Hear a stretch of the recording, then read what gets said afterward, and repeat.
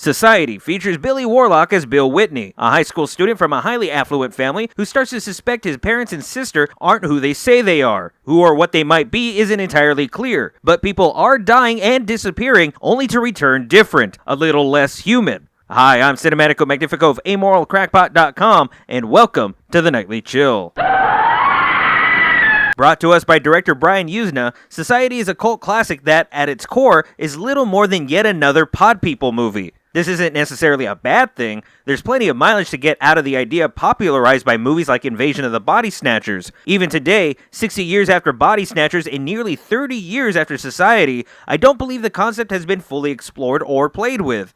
But Society is, by and large, just a bland, uninteresting take on the idea. The characters are flat, the plot is as basic as it gets, the story is non-existent, the directing and acting are, for the most part, fine. But Yuzna and company don't give us any reason to care until the movie's final act. For example, Billy, the one character we should connect as much as possible, is unlikable and nearly impossible to empathize with. He's nothing more than a spoiled rich kid who is also the most popular kid in school. We're supposed to like Billy because the movie constantly tells us that everyone likes Billy. But there's no reason for us to like Billy. He has no real arc, he doesn't grow, he has no endearing personality traits. In fact, he's shown to be a bit of a jerk. He doesn't do anything of note aside from playing the de facto main character in an incredibly bizarre, incredibly localized invasion movie. Even as a movie where the rich and affluent members of society literally prey on others, it doesn't really make much in the way of social commentary. In fact, the rich and affluent appear to prey on other rich, affluent members of society and nobody else.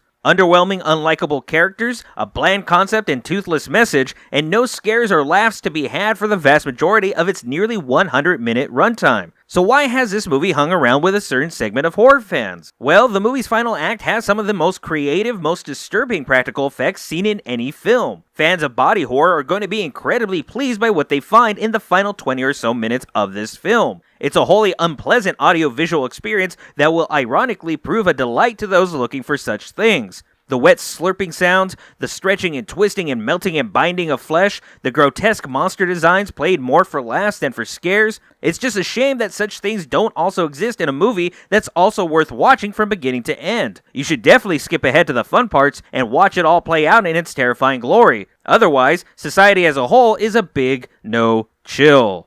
That's going to do it for us tonight on the Nightly Chill. If you enjoyed this video, be sure to like, subscribe, and follow, and also be sure to leave me any questions, comments, suggestions for future reviews, and maybe even discuss today's movie at greater length. And as always, this video is brought to you in part by our viewers. If you'd like to learn how to support this and other projects, please visit AmoralCrackpot.com or check the description below. But until next time, y'all need to make like a tree and get out of here.